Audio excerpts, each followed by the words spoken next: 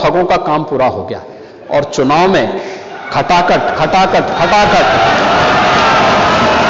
1 लाख का बॉन्ड, 1 लाख का बॉन्ड कहां गया? कहां गया 1 लाख का बॉन्ड? 1 लाख का बॉन्ड। और मैं इसीलिए कह रहा हूं, शिवपाल जी भाग गए यहां से। जिस लोकतंत्र का गला घोंटने का काम कांग्रेस ने किया था, आज उसी के साथ आप मिलकर के क्या काम कर रहे हैं और क्या करते रहे? क्या करते रहे आप लोग? तो हमारे बजट पर, हमारी सप्लीमेंट्री डिमांड पर आपने उंगली उठाई।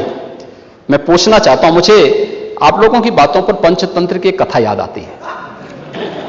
आपने सुनी होगी, 4 ठग थे। एक किसान एक बकरी लेकर के जा रहा था, तो चारों ठगों ने कहा कि इस किसान से बकरी कैसे ली जाए।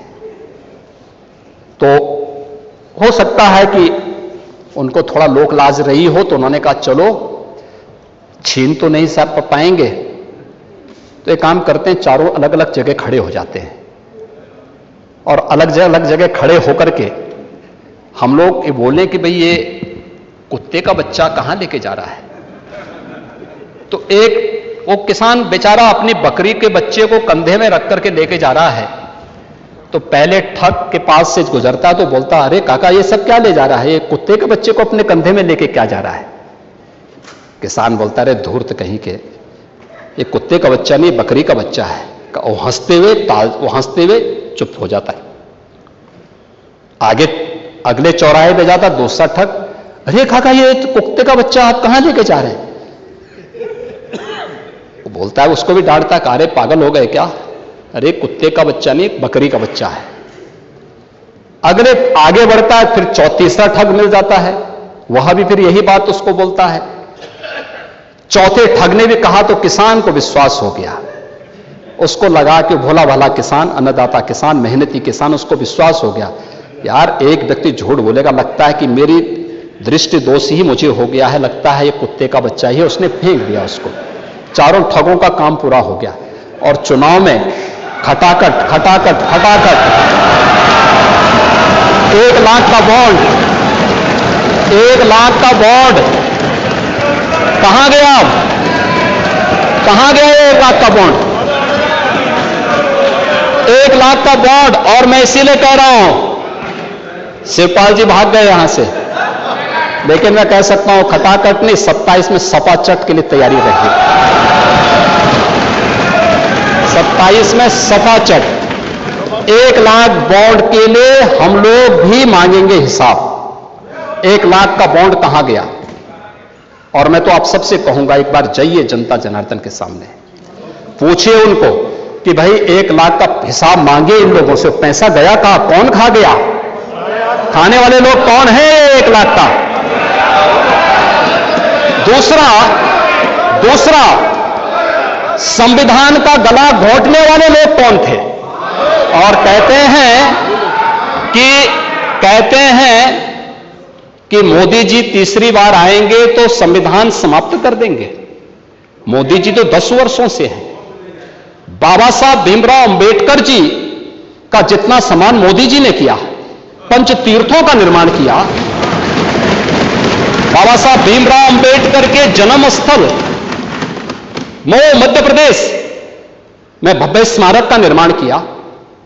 बाबा साहब भीमराव अंबेडकर से जुड़े हुए, जहां उन्होंने अपने उच्च शिक्षा अर्जित की थी, इंग्लैंड की उस मकान को खरीद करके अनुसूचित जाति के बच्चों के लिए हायर एजुकेशन के लिए स्कॉलरशिप की व्यवस्था की और उसके लिए इंडिया हाउस के रूप में उसे स्थापित करके इसको बाबा साहब भीमराव अंबेडकर का एक स्मारक इंग्लैंड में भी बनवाया और स्कॉलरशिप की व्यवस्था की।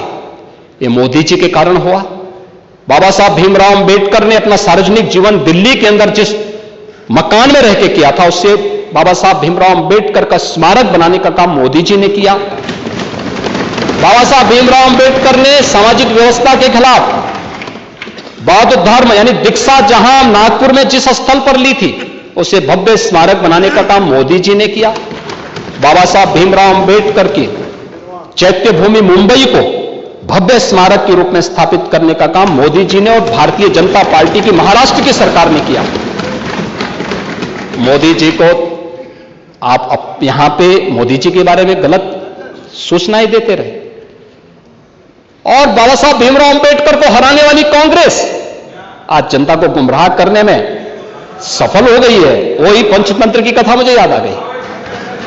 आरक्षण समाप्त कर देंगे। आरक्षण, मैंने तो आपके सामने एक झलक प्रस्तुत की। आपके समय ओबीसी के जितने छात्रों की, समाजवादी पार्टी के समय जितने भी नियुक्तियां हुई हैं, 27% भी उसमें आरक्षण नहीं मिला है। 27% भी, किसी भी नौकरी को आप उठा करके देख लीजिए, मैं दावे के साथ कहता हूं 27% भी ओबीसी के छात्रों को नौकरी नहीं मिली, पिक एंड चूज होता था। क्या ये सच नहीं? आज जिस तहसीलों की आप बात कर रहे हैं, यहां पर भतीजा और चाचा की एंड कंपनी वसूली के निकली थी और लेखपालों की तैनाती उस आधार पर हुई थी। आज तो नहीं है। आज तो हमने 5,500 लेखपालों की तैनाती दी है। एक भी जगह कोई उंगली नहीं उठा सकता, कोई नहीं उठा सकता। जब ये नौजवान जाएंगे, एक ट्रांसपेरेंसी आएगी। आप अंतर बोल देना, पढ़ लीजिए, आप उसके बाद बोल लेना। हाँ, अब बोलेगा, मैं आपकी बात को सुनूंगा। लेकिन मैं केवल बोलना चाहता हूं कि आप लोग ये पंचतंत्र की कथा को क्यों दोहराने का काम कर रहे हैं? कभी फिर से पूरी नहीं होने वाली है।